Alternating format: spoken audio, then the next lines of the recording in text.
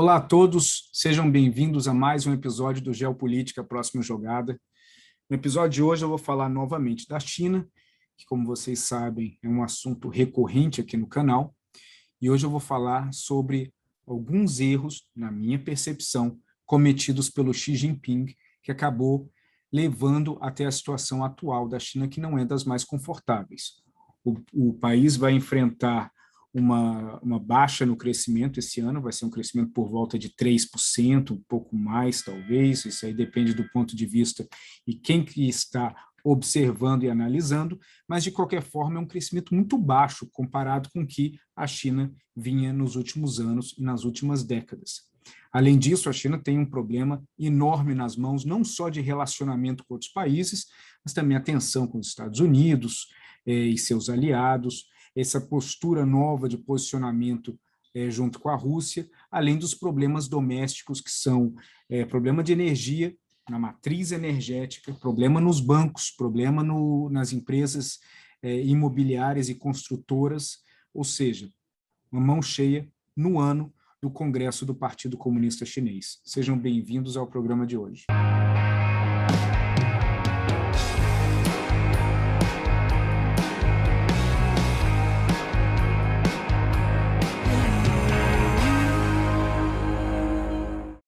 Bom, então, para a gente falar um pouco sobre o Xi Jinping e esses erros, do meu ponto de vista, como eu mencionei, eu tenho aqui os 7 principais erros que eu preparei ao longo das últimas semanas, imaginando que, a partir deles, vários outros potenciais erros e uma sequência de eventos acabaram surgindo.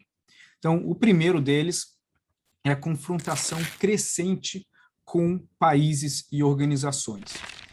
Bom, 2008 é um ano mágico para a China, porque é o ano que marca a entrada da China como uma potência para além de suas fronteiras. A gente teve nos Estados Unidos a crise do Lehman Brothers, do Bear Stearns, que acabou gerando uma crise financeira enorme, e isso acabou impactando inúmeros países, inclusive os países da América Latina.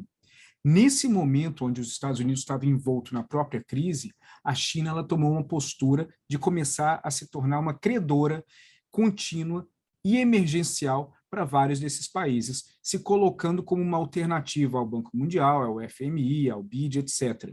Então, esse relacionamento, essa aproximação da China com o Peru, com a Argentina, com o Chile, com Colômbia, etc., com vários outros países, acabou surgindo no ano de 2008. O Xi Jinping só chegou em 2012. E de 2012 para cá, a postura internacional da China também mudou muito.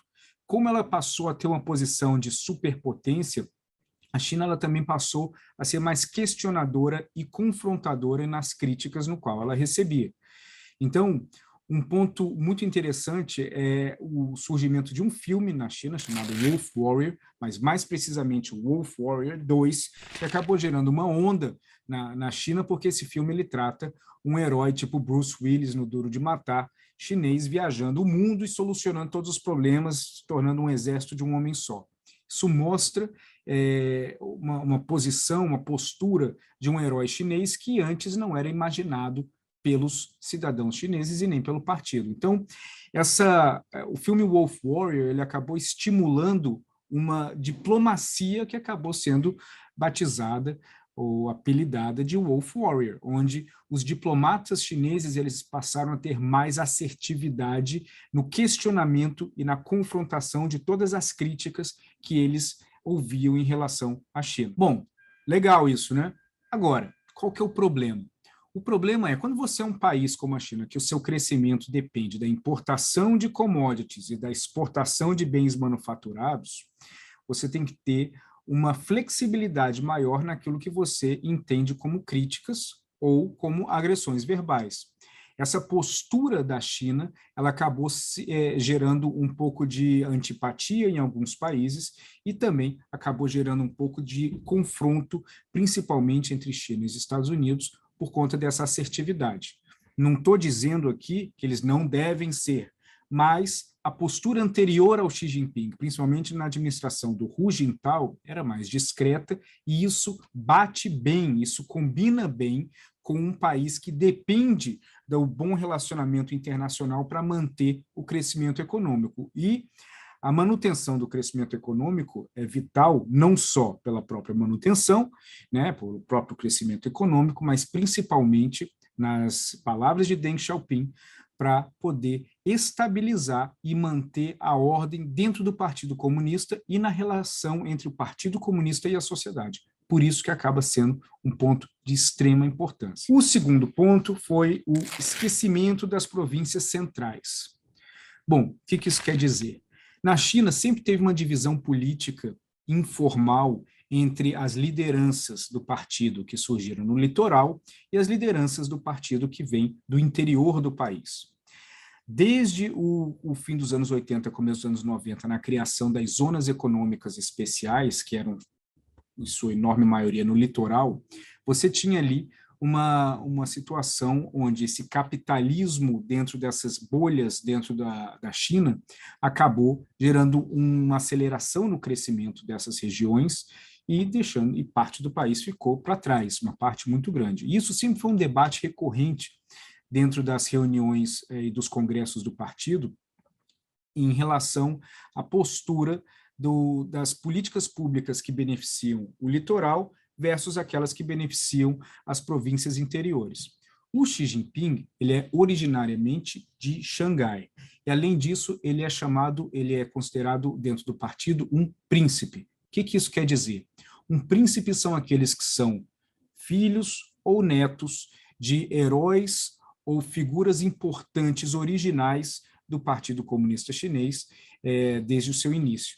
Alguns mais velhos desde antes de 1949 e alguns depois de 1949. Então, os príncipes, eles acabam sendo membros do Partido Comunista, onde aqueles que não são príncipes, eles acabam achando que esses ganham um privilégio, eles acabaram ascendendo ao poder muito mais pela sua origem do que necessariamente pela sua capacidade. Não estou dizendo que isso foi o que aconteceu com o Xi Jinping, até porque ele teve que demonstrar uma capacidade grande para poder chegar na posição que ele chegou, mas o fato dele ser alguém que pertence a uma elite do Partido Comunista e ser do litoral, isso acabou gerando sempre algumas rusgas com aqueles que não são da elite do partido, que são os Tuanpai, aqueles que cresceram por meio do trabalho, do esforço e do relacionamento dentro do partido, dentro de todos os rankings, desde o município até a província, até a capital, e,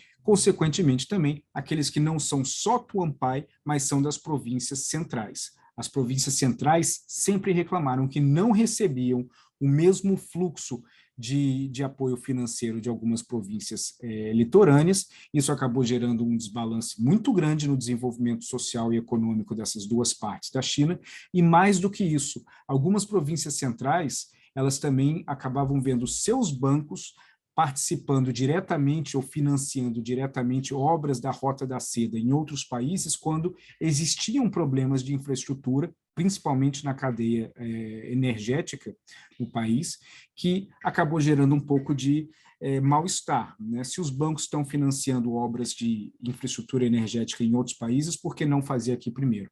E isso acabou demonstrando um problema que a China viveu nesse ano e no ano passado com alguns apagões por conta da falha na matriz energética. Um terceiro ponto, que eu considero um erro do Xi Jinping, foi a popularização da Bolsa de Valores chinesa. Tá, isso aí pode ser controverso, mas por que eu vejo dessa forma? Primeiro, antes do fortalecimento das bolsas chinesas, você tinha a Bolsa de Hong Kong, que ela é administrativamente pré-China, né? Você tem a Bolsa de Xangai, que ela é crescente, forte, mas com a enorme maioria das empresas chinesas, e a Bolsa de Pequim, que ela é incipiente, ainda crescendo. Bom, teve um momento nesse ano e no ano passado, onde a SEC, que é o Securities Exchange Committee dos Estados Unidos, começou a vetar a entrada de algumas empresas de tecnologia chinesas nas bolsas de Nova York e de outras no país, porque elas não apresentavam balanços claros e transparentes dos seus gastos e do seu balanço normal como empresa. Essas empresas elas acabaram voltando para entrar, para não só entrar, mas reforçar, muitas já estavam na Bolsa de Xangai e na Bolsa de Pequim, mas isso acabou beneficiando o Xi Jinping do ponto de vista onde ele via que essas empresas de tecnologia que são extremamente estratégicas para o país, elas ficam dentro da esfera de poder e influência total do partido, uma vez que, se elas estivessem na Bolsa de Nova York, elas iam responder ordenamentos e as regras impostas pela SEC e pelo governo americano, fazendo com que a influência do partido em cima dessas empresas diminua. Bom, a partir do momento que elas voltam para a China, e isso traz uma vantagem para o Xi Jinping de ter um poder e um domínio maior, a gente tem em paralelo acontecendo uma crise imobiliária grande no país. E essa crise imobiliária acabou ferrando um monte de cidadão que investia suas poupanças em projetos imobiliários. Com o crescimento da Bolsa de Valores e também com o retorno ou estabelecimento dessas empresas que acabaram não conseguindo entrar nas bolsas dos Estados Unidos, o próprio governo chinês começou a promover mais ainda as bolsas de valores chinesas. Para um partido comunista, essa não é uma boa ideia. Por quê? Porque a partir do momento que você tem uma sociedade que tem pouca informação de fora e ela é abastecida por informações por meio do próprio partido, a noção de confiança e infalibilidade do partido, ela acaba sendo gerada pelo próprio partido em cima da sociedade. Então, você tem uma homogeneidade de percepção social em relação ao partido que é positiva. Você tem hoje poucos instrumentos que fazem com que um indivíduo ele possa medir se ele gosta ou não do governo, ou principalmente se ele detecta se existe um problema de confiança no governo ou não. Até porque, quando ele investia no setor imobiliário ou deixava seu dinheiro na poupança, ele fazia aquilo com a chancela do Estado, acreditando que o Estado estava jogando da melhor forma possível. Claro que a crise imobiliária surgiu depois, mas isso foi numa velocidade muito baixa. O risco para o Partido Comunista Chinês do investimento maciço de pessoas físicas na China, nas bolsas de valores, se dá porque a análise e a avaliação social sobre o governo passa a ser diária. Diariamente, nós temos vencedores e perdedores dentro da Bolsa de Valores em qualquer lugar do mundo. Na China, como todas as empresas elas estão, de certa forma, interligadas ao governo e ao partido, quando tiver um problema de falta de confiança social em relação ao partido, o reflexo vai ser na Bolsa. Por quê? Porque já que a população não pode protestar contra o governo, a resposta em relação à não confiança se dará na Bolsa. Então, isso você pode gerar uma situação cada vez maior de demonstrações de falta de confiança ou de falta de transparência que a sociedade passa a ter em relação ao governo. E outra coisa que acaba sendo também muito fácil, uma forma de protesto anônimo, porque se você tem um volume de pessoas que não estão satisfeitas com uma fala de um ministro do Xi Jinping ou do próprio Xi Jinping, protestar pode ser letal. Retirar o investimento da Bolsa por falta de confiança do que o próprio governo acabou de falar seria algo novo. E para um governo que tem dificuldades de aceitar críticas, isso pode ser um ponto problemático. O ponto 4, que é mais um erro do Xi Jinping, é a insistência em Taiwan. Desde 1949, a China fala sobre uma China indivisível, etc., e se posiciona em relação a Taiwan. As tropas do Chiang Kai-shek nacionalistas elas acabaram saindo para Taiwan no fim da Guerra Civil Chinesa, que marcou a vitória das tropas comunistas do Mao Tse-tung, e o Chiang Kai-shek ficou lá e acabou com o tempo essa soberania sendo estabelecida e Taiwan se estabelecendo como um ente independente na prática. Com o passar do tempo, os Estados Unidos, sempre aliados, né, a Taiwan, passaram a ter uma abertura e uma ambiguidade em relação a Taiwan e a China continental. Tudo bem. Desde então, a China ela sempre mantém na sua política externa a narrativa de que Taiwan é uma província rebelde. E os focos de pressão em cima de Taiwan sempre oscilaram, aumentaram e diminuíram, aumentaram para que a China mostrasse que não esqueceu esse ponto principal na sua política doméstica e externa, e para lembrar o mundo de que Taiwan e os próprios taiwaneses de que a província faz parte da China, e diminuir a pressão, entendendo que não precisaria desse tipo de problema no momento, dado que o país ia cada vez mais se relacionando com outros países do mundo e, para garantir a própria sobrevivência, precisava manter uma relação positiva com a maioria dos países do mundo, principalmente com os Estados Unidos. Desde que a China atingiu um status de superpotência, ou semi-superpotência nos últimos anos, o Xi Jinping ele passou a pressionar mais em cima de Taiwan. Ele passou a pressionar mais em cima de Taiwan dentro de um processo de geração de um nacionalismo mais sólido e mais forte dentro do país. Então, a pressão exercida em cima de Taiwan, ela tem vários componentes. Um deles é a tensão entre Estados Unidos e China. Segundo, a assertividade do governo chinês no Mar do Sul da China, que, consequentemente, acaba levando a uma assertividade em relação a Taiwan. 3, um foco no nacionalismo chinês, como uma forma de ampliar o sentimento de nação, não só dentro da China continental, mas também em outros lugares. Esse ponto do nacionalismo acaba sendo interessante, porque geralmente quando um país ele começa a enfrentar um problema econômico ou uma diminuição na sua atividade industrial ou no seu crescimento, ele acaba geralmente apelando para uma linha mais nacionalista. A gente viu isso na Argentina, no fim dos anos 80, que culminou com a invasão nas Ilhas Malvinas, e a gente já viu em outros lugares também, e é curioso que quando a China começa a atingir um crescimento muito baixo, a contranarrativa acaba sendo nacionalista, de unidade nacional, e isso acaba sendo exemplificado nas ações tomadas em relação a Taiwan. Isso é um erro porque isso desvia a possibilidade de recuperação daquilo que deveria ser mais importante para o governo chinês, que é a manutenção do crescimento econômico como forma, dentro da ótica do governo chinês, de manutenção da estabilidade do Partido Comunista Chinês em relação à sociedade. O Deng Xiaoping falava que quando o crescimento econômico começar a estagnar, as pessoas vão começar a questionar, e questionar o funcionamento da máquina como um todo. E quando se questiona o funcionamento da máquina como um todo, ou o governo muda, ou o governo reprime. Isso é um problema que cedo ou tarde ia acontecer, porque ninguém consegue manter uma margem de crescimento absoluto de 10, 12, 8, 9% sempre. No momento que isso acontece, uma outra alternativa de unificação é o nacionalismo. E nada melhor do que Taiwan para esse nacionalismo.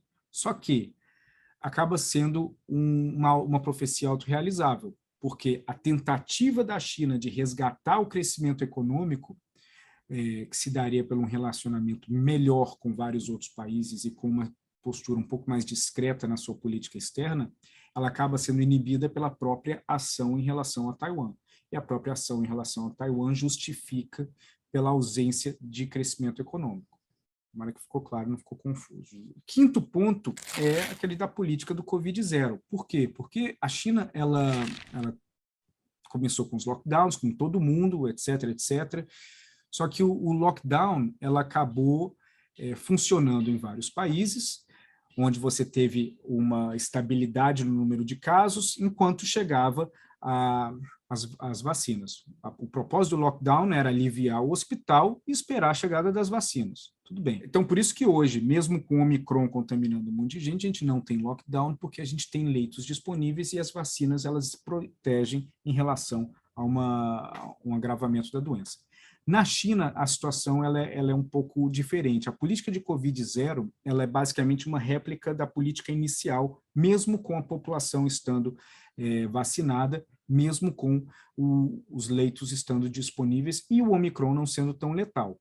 Agora, o grande problema que isso acabou causando em termos de popularidade dentro do partido e perante partes da sociedade chinesa em relação ao Xi Jinping, é que você teve casos, por exemplo, de Pequim ou em Xangai, em algumas outras cidades, de 3 casos, 4 casos, 8 casos, e isso acabou levando a um lockdown de milhões de pessoas.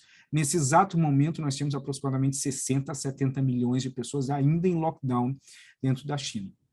Isso acaba sendo problemático porque, primeiro, não gera nenhuma, não está gerando nenhuma morte, o Omicron não está gerando nenhuma morte em relação a isso, os casos são muito isolados, são casos baixos, e isso acaba gerando uma situação complicada para a sociedade, que o lockdown é diferente do que foi o lockdown em países ocidentais. É um lockdown onde a pessoa não pode sair de casa mesmo.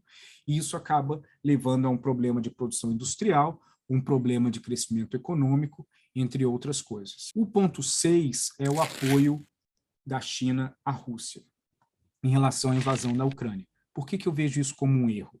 Porque tudo que a China conseguiu da Rússia, apoiando a Rússia na invasão da Ucrânia, ela conseguiria de qualquer jeito.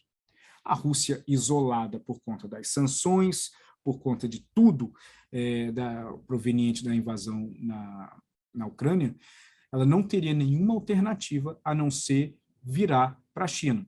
E a China ela teria os mesmos ganhos. A mineração de lítio na região de Murmansk, isso teria a China como comprador.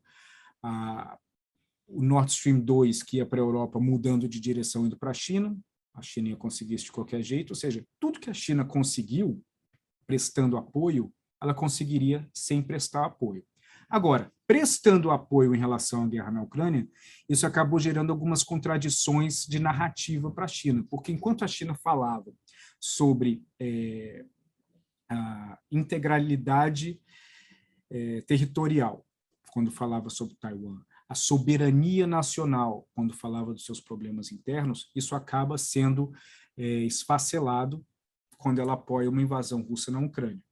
Então, esse é um problema já da narrativa da política externa chinesa. Segundo, que à medida que ela presta apoio para um país que está aos poucos sendo isolado do mundo, ela acaba se colocando numa situação desconfortável, lembrando, para um país que precisa, para sobreviver e para o partido sobreviver a médio e longo prazo, de uma estabilidade de crescimento comercial que parte da relação internacional com outros países, da relação comercial com outros países, eu quero dizer, tanto na compra de commodities quanto na exportação de produtos manufaturados. Então, a partir do momento que você tem a Europa, que é um mercado muito importante para a China na exportação de produtos industrializados, e a China se coloca ao lado da Rússia em relação à Ucrânia, isso acaba fechando algumas portas de produtos chineses na Europa. Ou seja, não teve nenhuma vitória e tudo que o Xi Jinping conseguiu, ele teria de qualquer jeito, porque o Putin está numa situação desesperadora. E o último ponto é que o Xi, os seus ministros e outras figuras do governo chinês, eles ficam magoados fáceis demais. Se você quer ser uma superpotência, você tem que estar disposto a receber críticas e ser odiado por parte do mundo. Os americanos sabem disso, e no passado os britânicos, os franceses, os espanhóis, os russos, os japoneses souberam disso também. Então, se a China quer se posicionar como uma superpotência, ela não pode buscar ficar magoada demais com todas as críticas. E essas críticas elas vão surgindo porque existem problemas óbvios de direitos humanos, existem problemas óbvios democráticos, etc.